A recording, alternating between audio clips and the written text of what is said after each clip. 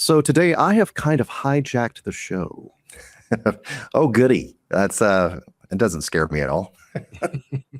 All right, so listen, listeners know that you are a financial advisor, of course, but what they may not know is your story behind how you got there and why you became an advisor and why did you create a podcast that was specifically for the LGBTQ plus community?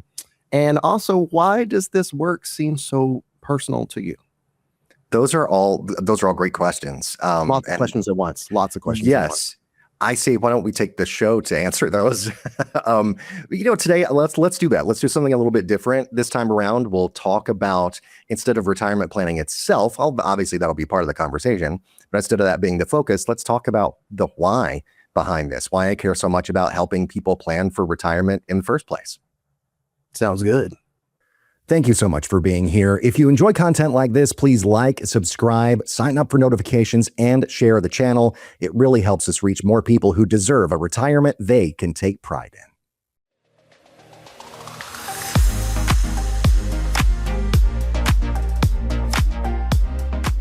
Hello there, and welcome to another edition of Take Pride in Retirement. Matt McClure here with you, your host, your advisor, your friend, your pal, and your confidant. And I am Josh Ratnoble, the attaché to the advisor, aka co-host, aka Matt's husband. I feel like that word just gets longer every time you say it. We're from the South, so I can say husband. Oh, yes. Your dad is from Montgomery, Alabama. You can say husband all you want to. So there you go. Thank you so much for being a part of the show, Mr. Attaché, of course, and all of you either watching or listening. Really do appreciate it so much. Without you, we don't even have a show. That is going to be the biggest focus of the day. Before we get there, though, I want to say, aside from thank you, whether you're listening via the podcast, and you can get us wherever you get your podcasts, or if you're watching on YouTube, please, leave us a great rating on YouTube. Please like and subscribe. Subscribe.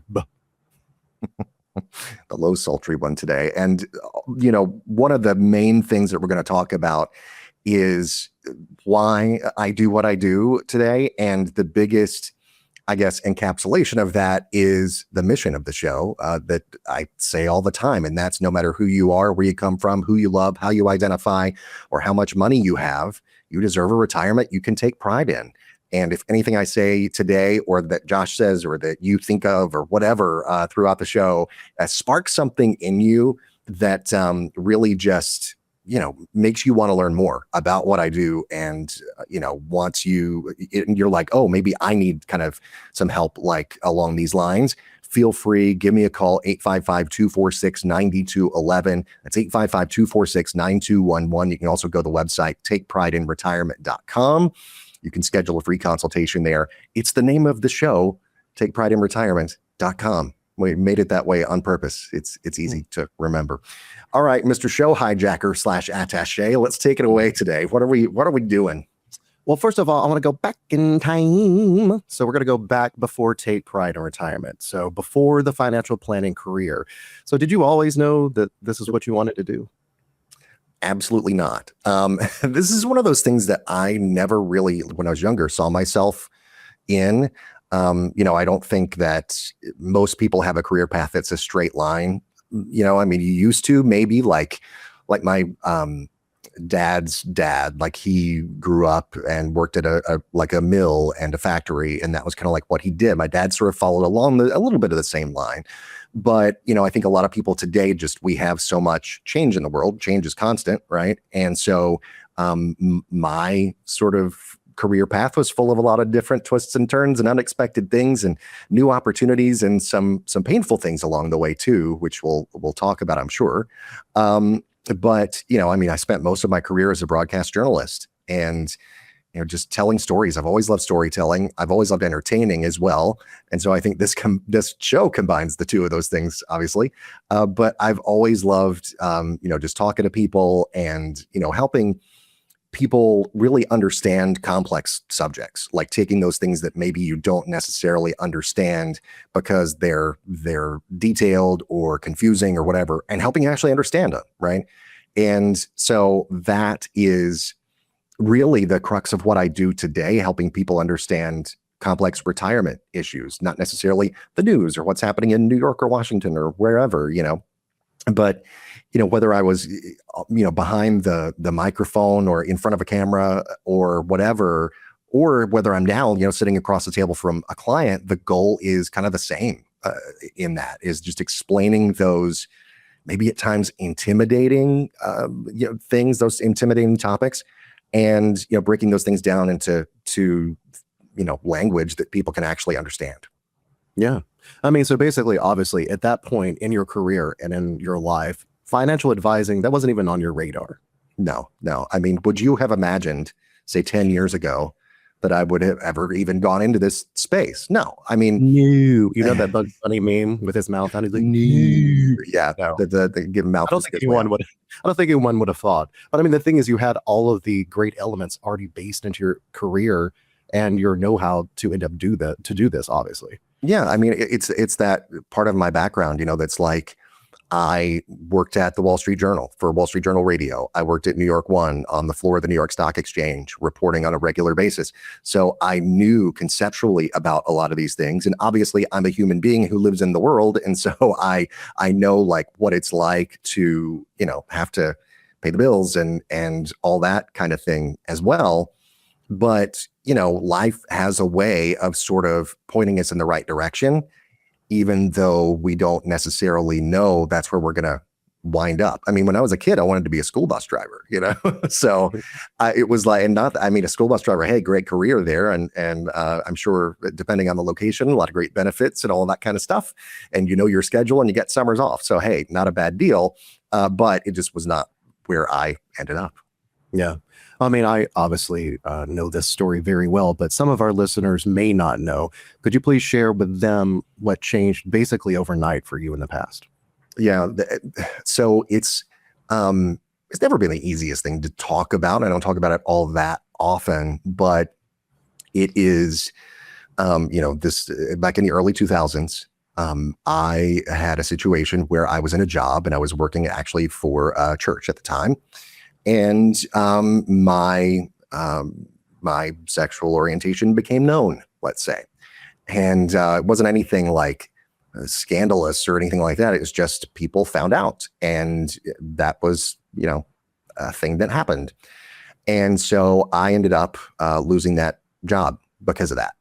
And this was like circa 2004. It was like, obviously, it was a little bit of a different time, but the more things change, the more they stay the same. And I realize that. I realize a lot of people still, especially in the trans community these days, have those concerns about if people, know this or whatever, or if I come out to them, they're going to, have this recourse to fire me and all these types of things, especially working for some religious organizations, not all, obviously, but some. And so the hardest part about that for me, it wasn't losing a paycheck, even though that did and that hurt quite a bit. But, suddenly there were questions, and this too, about housing. Like, where am I going to, I own my own home at that point. And then I lose a good chunk of my income. And it's like, how am I going to pay the bills? How am I going to continue to make ends meet? I was at a situation one time where I was scrounging around the house to find change to go to the change machine at the Dollar General and then go buy, some, figure out how much money that was and then go buy some food from the Dollar General to make it. And it's not a situation that I would wish on anybody. And I had realized that a lot of people have problems that are much bigger than that, but that's where my frame of reference and my perspective. And so it was paying bills, rebuilding credit, and my credit was in the tank for years and years and years and years after that.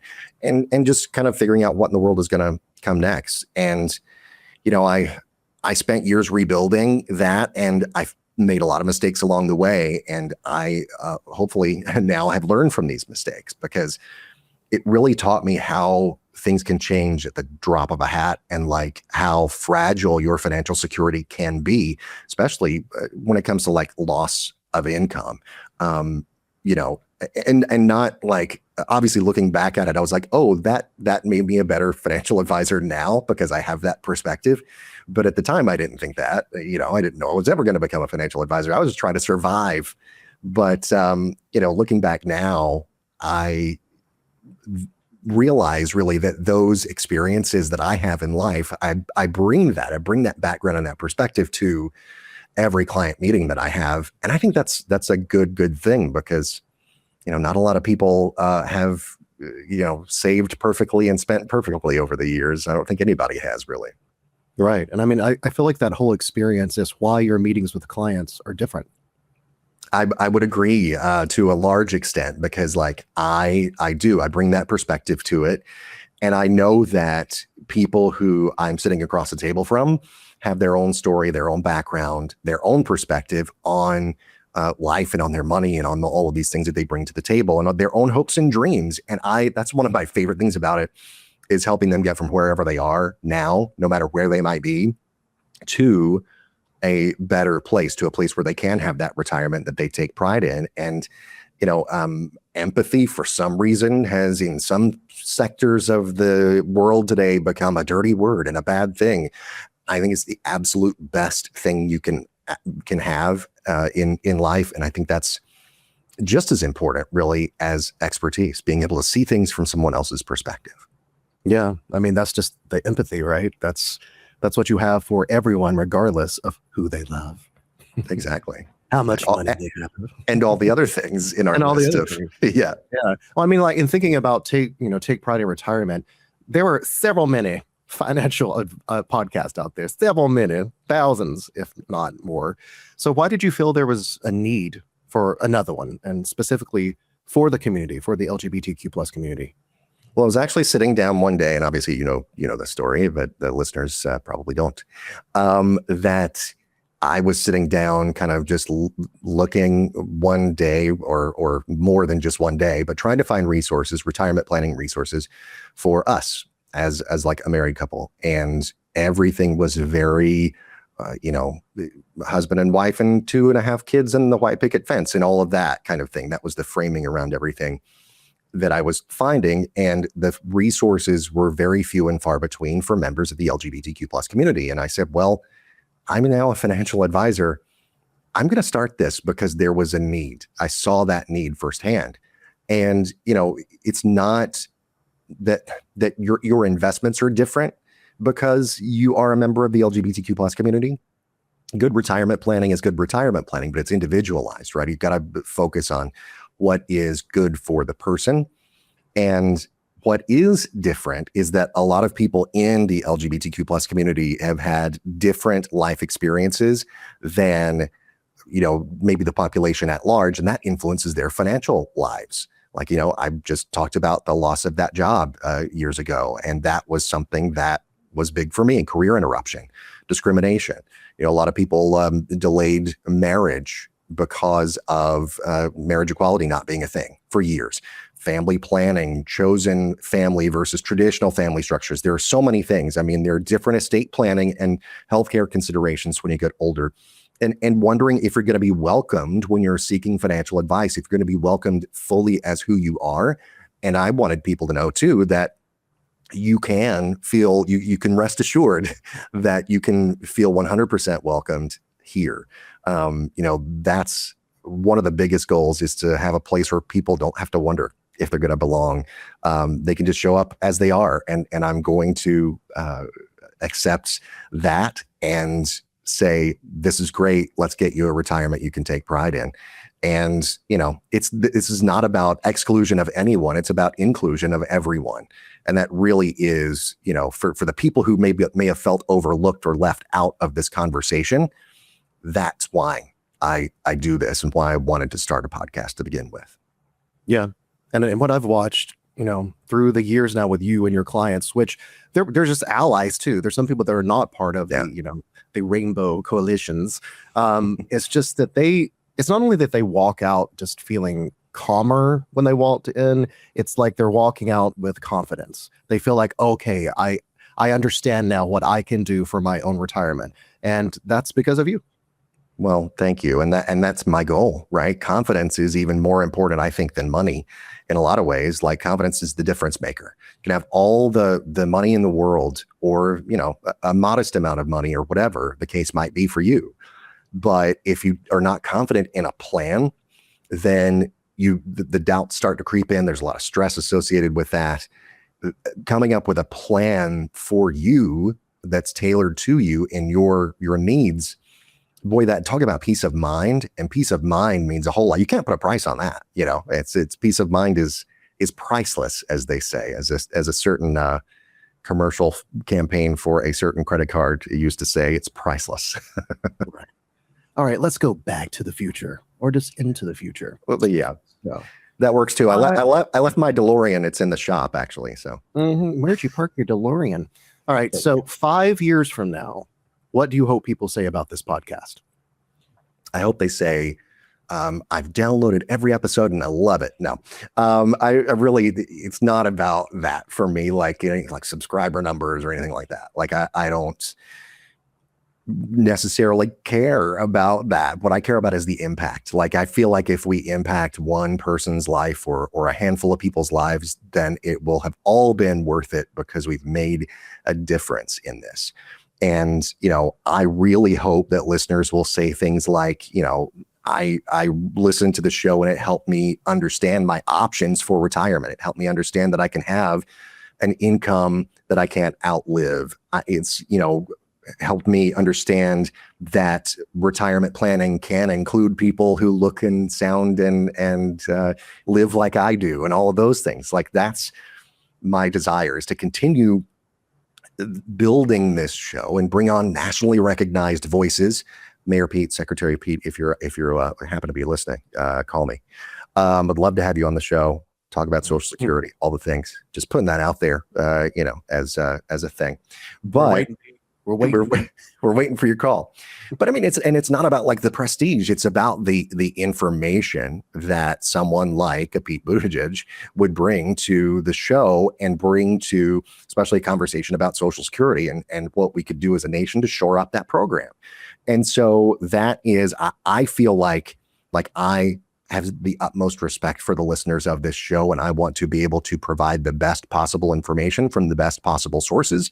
And that would be, one of those opportunities. And it's not just that, there's so many others out there.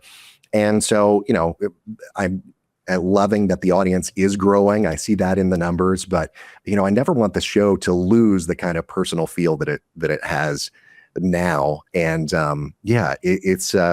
I've got great expectations for the future, to go back to a show that we were just watching on the old BritBox machine.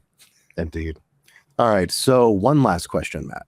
Yeah, I do feel like RuPaul with this. I feel like I should have a picture of you in your early 20s. Oh God, what would you say? No, I thought you were gonna say which one of my opponents or co-contestants deserves to go home this week or something.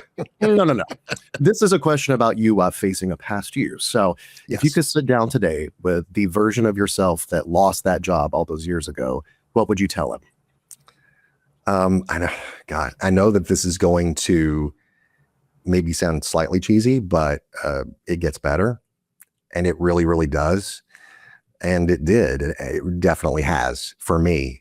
That would be the biggest thing, is just, life throws stuff at you, and you may not be able to see it now, but you're going to come out the other side of this, and you're going to come out of the other side of this better and stronger, and in a better relationship situation than you were at the time, and all of those types of things. And there is a happy, no, I'm not going to say happy ending, because it's like, the story ain't over yet, folks, but there is a better day a-coming, as Sophia Petrillo would say. So I would just say, hang on and learn the lessons that come your way, because life has so much to teach you, and try not to have to learn everything the hard way, you stubborn little thing.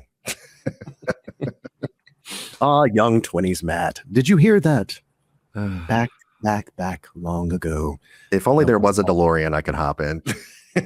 What was that? 2003, you said, right? 2004? 2004 was, yeah. Like 5 years ago. What are you talking about? Oh, yeah. Yeah, it was 2 years ago, sure. Yeah. Well, thank you for sharing these answers with us today, Matt. Yeah, no, thank you for asking me these. I appreciate it. And I love sharing this stuff with people. And that's really, I think, what this whole podcast has been about, is sharing, and me sharing not only my knowledge and my expertise, but my background and my frame of reference and perspective on all of these topics that we talk about, and getting people to feel a little bit more prepared for whatever life throws their way, right? And so that really kind of goes back to me saying, hey, life's going to throw stuff at you. You just got to be prepared for it. And so retirement planning, sure, it's about all of the technical things. It's about taxes. It's about Social Security. It's about income. And underneath that, though, is a lot more. And it's about creating confidence. It's about helping people just have the best version of retirement. What is the best version of retirement for them? And what it looks like for you and me is not the same as what it looks like for somebody else. So that is the goal. And, if anybody is listening or watching and you got some questions, and if today's conversation has resonated with you and has piqued your interest a bit, I would absolutely love the opportunity to get to know you. Yeah, I've told you some about me today, and that is great. But hey, let's make it a two-way thing. I'd love to learn more about you and your background and your goals for retirement. TakePrideInRetirement.com is the place to go. Schedule a complimentary consultation there. It's absolutely free, no pressure, nothing like that. I am not a high pressure person. Like this is not a persona that I put on. This is just me. So, if we sit down and we meet, I'm not going to be like some sleazy sales guy or something like that, with my hair greased down and a too large brown coat on or something from like the 70s. Like it's not a thing. But yeah, and it's great. I'm glad to have the opportunity to be able to share a little bit more about my background and the why behind Take Pride in Retirement. So, Mr. Attaché, I say thank you for asking these questions and helping me get more of that part of the story out there. Pleasure, Mr. McClure. Pleasure doing business with you, Mr. Attaché. Thank you so much for watching and or listening. Really do appreciate it every time that we are able to get together here. And until next time, take pride in yourselves and take care of each other. We'll see you then.